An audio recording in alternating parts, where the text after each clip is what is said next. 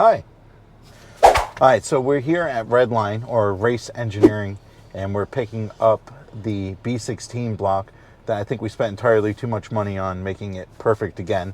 For a stock motor, you know, this is a place they deal with twin turbo V8s making over 2,000 or 3,000 horsepower. Miguel had his engine, his B20 block done here. Yeah. It's they're pretty old school. They've been here since the 70s, and you know, they do really good work. No advertisement. You gotta know them to be able to get in. But let's go see what they got for us.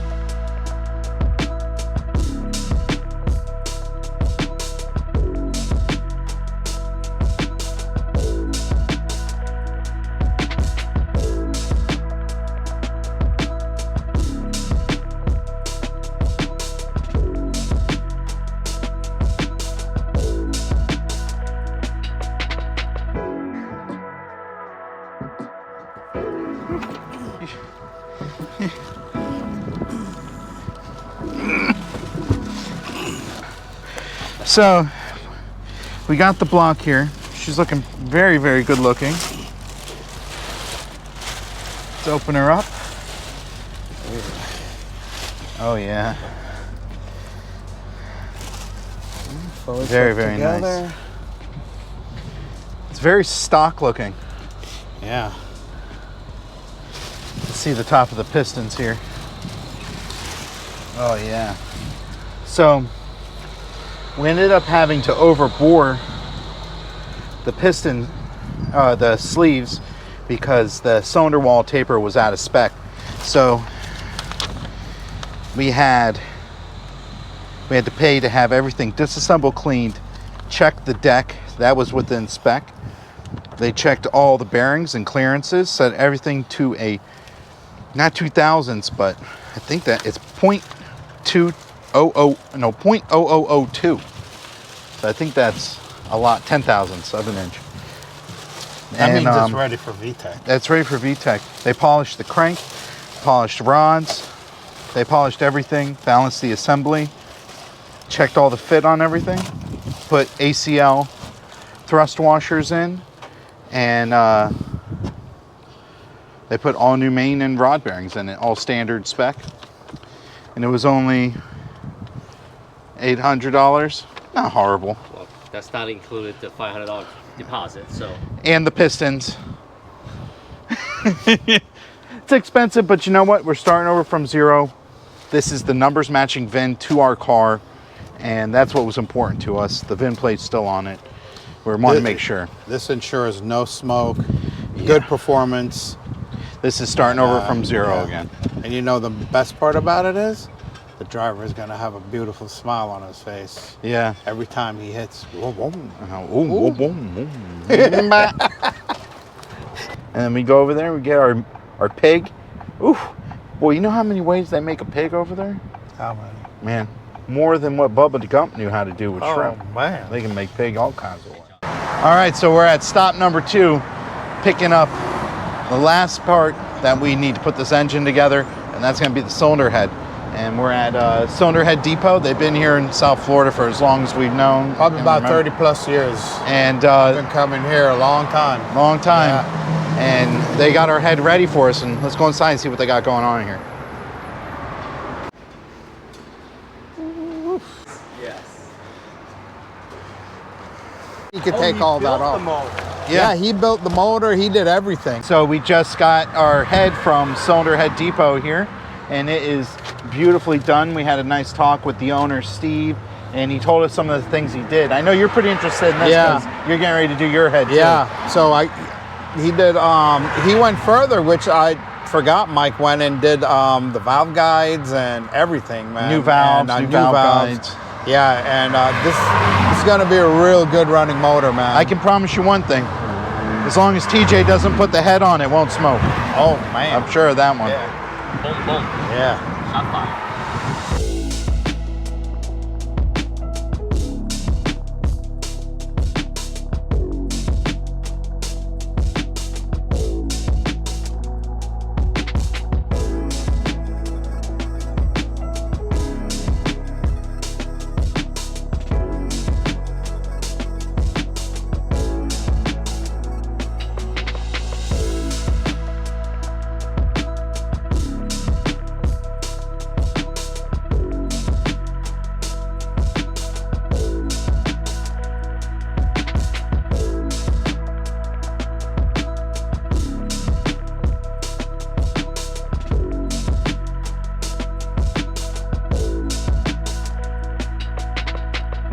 All right, so we just got back from our red line, picking up the block, and cylinder head exchange, picking up the head. And man, they did a number on this. This thing is beautiful. So we sent it to them. We could have done some of the assembly, but we wanted to make sure this thing wouldn't smoke. So initially, Mike had sourced a set of standard bore pistons for this and rings. We sent the block to the machine shop to make sure that we didn't have any cylinder wall taper. It turns out the taper was out of spec, meaning that our standard size pistons were gonna probably smoke, give us a little blow by, maybe not proper compression. So, it's not on factory piston, it's not half over, it's like a quarter, over. it's 25 over. So this got 25, so what, a quarter of an inch? Yeah. Quarter of an inch oversized. And Mike was also able to find oversized pistons. These are P30, which I believe they're later or JDM pistons for it. Pretty much the same thing. I think it's a bump higher on a little compression. more compression, a little bit. They went through and they did all bearings on this, and they did everything to their spec. And these guys, they're OG race car V8 guys, but they've been doing a lot of work with Hondas over the years, and they keep all their specs nice. And this is one of the few OEM ones that they do. Normally they're putting forged pistons and sleeving blocks. So this thing is 100%, and they also ran it through their steam cleaner about 2 or 3 times, and it looks super clean. Yeah, she's ready to go. And Miguel's gonna tell you a little bit about the head here. So we took this over to a Cylinder Head Depot. They're off 441, like 2-3 blocks south of Davie Road. 595, and they did a beautiful job on this head. Fully redone. They did valve job, new valve guides. They cut the valves. Did they replace the valves? I don't know. Did they, Mike? Okay, 3 valves. So they went through, and everything's done. We also did new LMAs, the factory LMAs in this, and it's gonna be a nice piece for the block. I think they shaved the head, just the whole deal. Slight. It wasn't warped or anything. We gave it a reset. I think that's the idea. Back 0 miles. And this is our transmission for the job here. This is the transmission from our donor car. So that actually matches the VIN on this block. No? No. All right. This, I'm confused. There's a lot of different stuff here. So this is the original block. This is the original block that matches our car. Right. This is a transmission and bottom end from our donor. We took the head. Remember, a long time ago, this head is from our donor along with this block. So a long time ago when we picked up the car, it seems like it's been a year or so now. Yeah. The original owner of our red EM1 that we're restoring, he wanted to go B20 VTEC, so he snagged the head and then took this block, put to the side. I said, man, we need to take this block with us. Yeah, it's matching VIN. Yeah, and that's going to help out. So that's what we have here.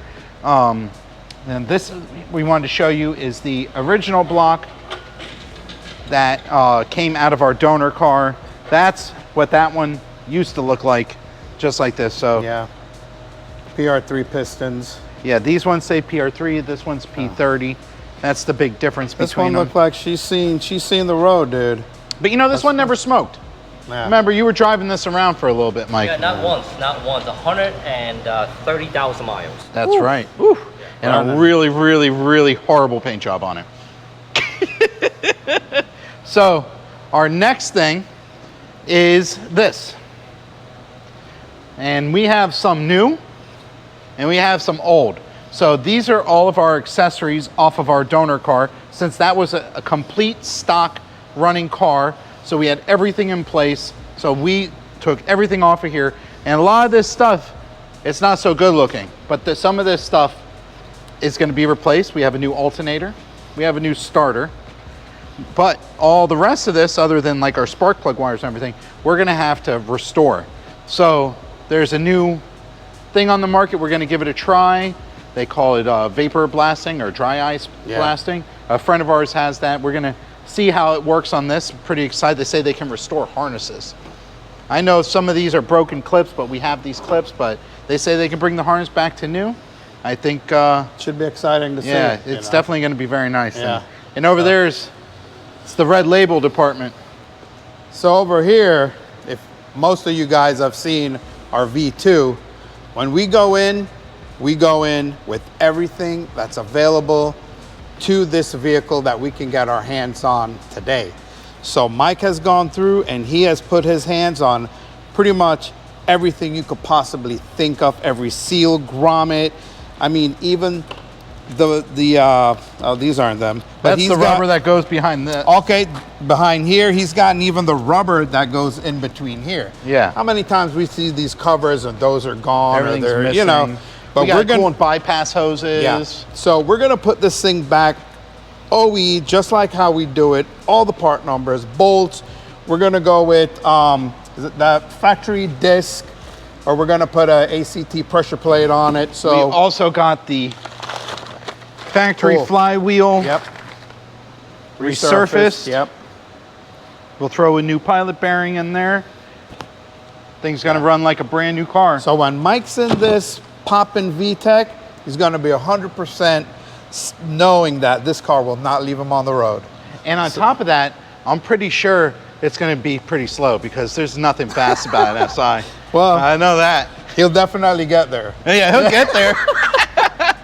But here's another car we got, and this is gonna be our roadmap to reassembly.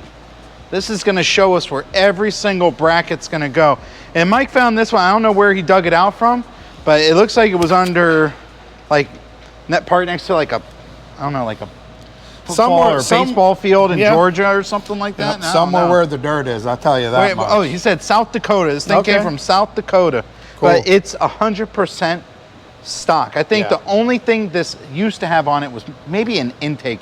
I'm not sure, only because I see it's missing a couple of the bolts there, but you know, this thing is definitely how it came back in its heyday. Oh yeah, you know, everything is original. So everything that we need to see, we have every bracket and every clip, but this will show us where we put it, where the harness clips in, where everything goes into place. This is what we need to reassemble our car, which, you know, it's looking like it's getting closer and closer. Looks like a good example. Yeah, this is perfect. Perfect, yeah. So as of right now, we got buckets of stuff. We got tons of dirty stuff. We got tons of new stuff.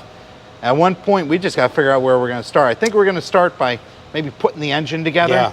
This is the fun part. Yeah. At least for me. I love this. Well, this this is what not we a do. K, it's a what B we do. series. You know what I mean? That's a man's motor. Yeah. It's a real man's motor. Well, we know our way around this stuff pretty good. You know, we don't have to look anything up. Yeah, and maybe a couple torque specs if Miguel's not here to help us, but you know. Yeah. That's basically the Helms manual over here.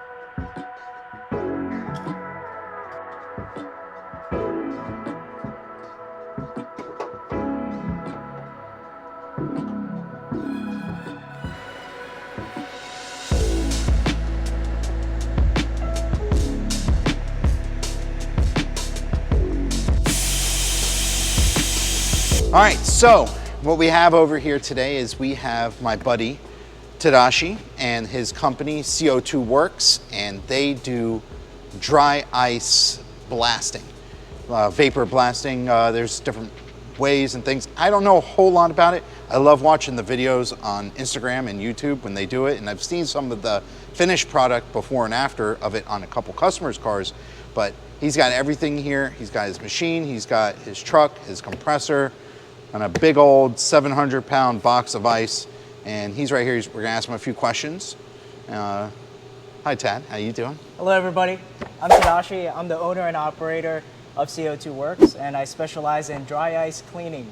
A lot of people like to call it blasting, but I feel like that term it sounds so much rougher than it actually is, because the technology has advanced to a point where it can be delicate or it can be aggressive as needed. So it's actually dry ice cleaning.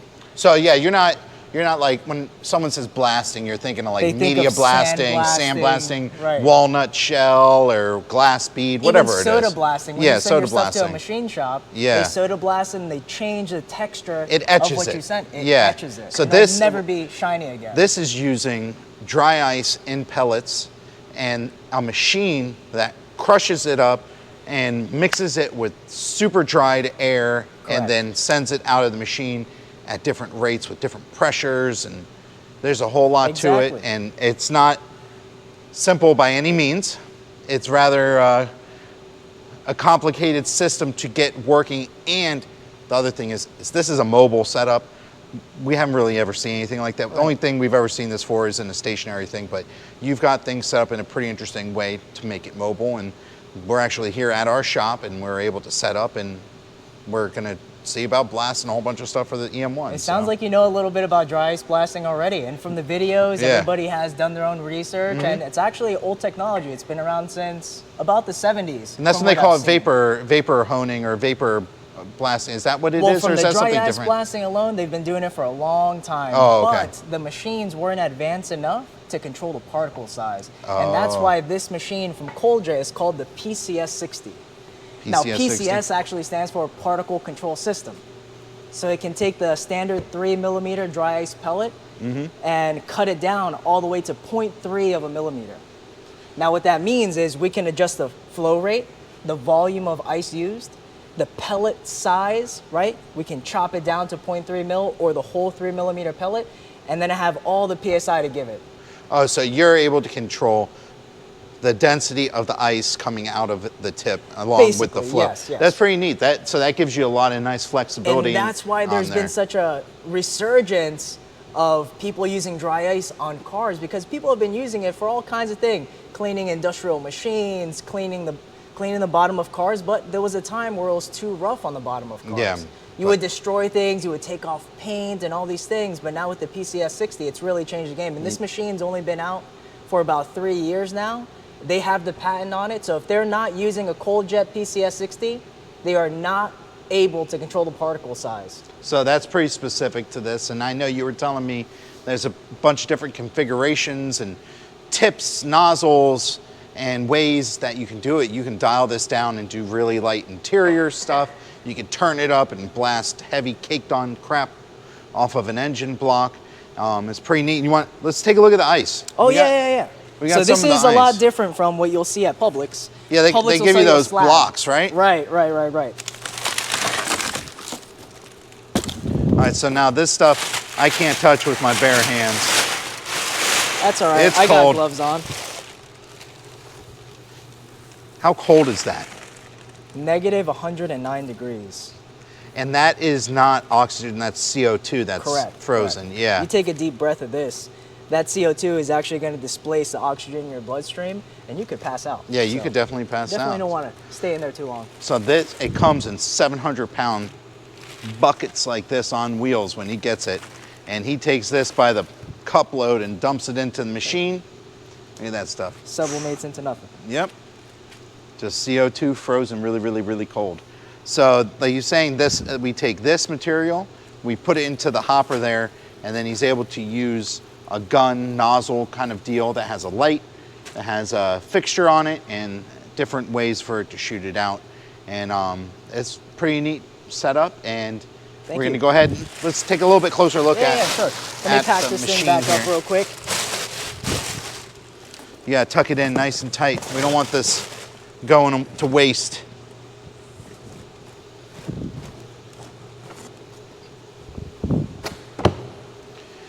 So here's the machine.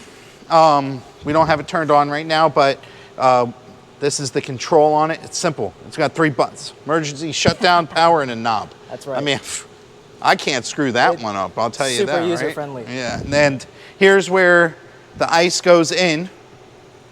Goes into this hopper. And then down here at the bottom, you were showing me this. Down in there, that's the cold jet patented technology right there. That basically takes the 3 mil pellets and either gives you the full pellet or closes in on each other so it can grind them down to 0.3 of a millimeter. So that's what's cutting it up into the specific Absolutely. size. So Yep. that's what makes this pretty special. It definitely is very neat. This setup being able to come to your home, do something on there, to your boat, maybe even some furniture. Maybe We you were want to talking clean the about some- marble, you know, Yeah, before a party. Yes. And that's the thing, it doesn't leave a mess. So there's no water, there's no chemicals, there's no abrasive, and that's actually my catchphrase, that's my one-liner. It's just ice. Yeah, it's just ice, and it leaves it like dirt that you sweep up. It's interesting the way when it comes off of whatever it is that you're It spraying. almost vaporizes. So it's pretty cool. So we're gonna get everything set up and start blasting some stuff. We got a bunch of stuff that we need for our EM1 project that me and Mike, we were just getting ready to clean and put everything together. And then you gave us a call and you said, hey man, I'm up and running. So he came down here with the whole setup. When I say he's got a van, a compressor, he's got everything. It's pretty cool. So we're gonna put it to work right now and see what kind of work it does for our project.